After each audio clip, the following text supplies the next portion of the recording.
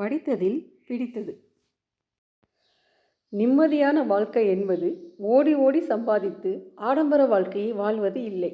இருப்பதை வைத்து நோய் நொடி இல்லாமல் வாழ்வதுதான் நிம்மதியான வாழ்க்கை என்பதை நினைவில் கொள்ளுங்கள். முட்டாள்களை திருத்த முயற்சி செய்யாதீர்கள்.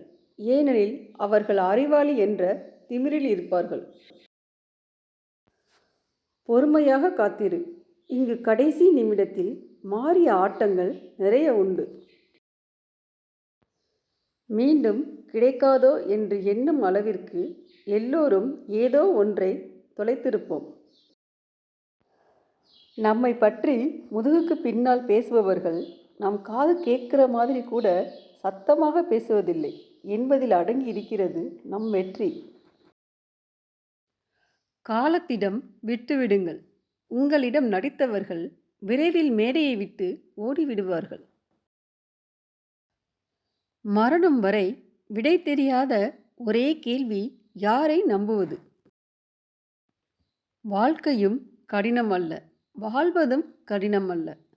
நம்மை சுற்றி இருப்பவர்களை சமாளிப்பதுதான் மிக மிக கடினம். தனிமை எனக்கு மிகவும் பிடிக்கும். காரணம், அங்கு என் மனதை காயப்படுத்த எவரும் இல்லை. சில நேரம் எங்கே உறவுகள் என்று தேட தோன்றுகிறது. சில நேரம் எதற்காக இந்த உறவுகள் என்று நினைக்க தோன்றுகிறது. ஒரு நாளைக்கு 2 தடவை 7:30 சந்திக்கும் கடிகாரம் நல்லாதான் ஓடுது.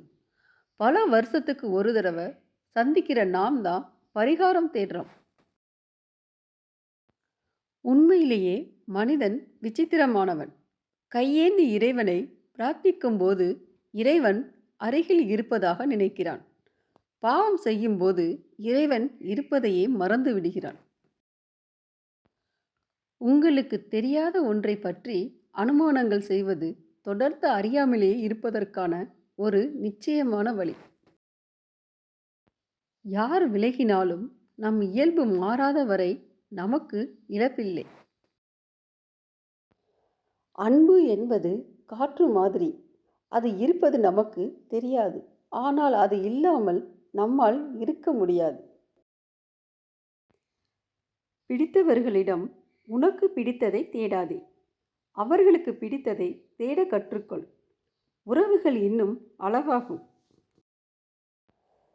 என்னதான் என்னை நானே சமாதானப்படுத்தி கொண்டாலும் சில ஏமாற்றங்கள் வலிக்கத்தான் செய்கிறது. உறங்கும்போது மட்டுமே நீ மனிதனாக முடியும். விழித்ததும் 1000 வேடங்கள். அதிகமான அன்பை விட சரியான புரிதல்தான் எந்த உறவையும் நீண்ட காலம் வாழ வைக்கும். வாழ்க்கையில் நம் கண்கள் காட்டிக் கொடுத்த உண்மைகளை விட நம் காதுகள் கேட்ட பொய்களே அதிகம். பணத்திற்கான போராட்டம் அதிகமாகும் போது அன்பு செய்ய நேரம் கிடைப்பதில்லை.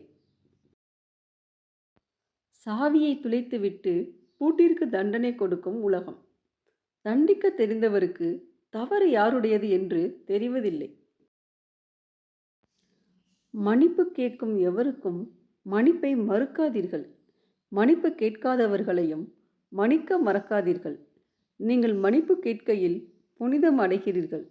மன்னிப்பு தருகையில் மேன்மை அடைகிறீர்கள். மன்னிப்பு வெறும் வார்த்தை அல்ல, அது ஒரு பாதிக்கப்பட்ட மனத்தின் எதிர்பார்ப்பு.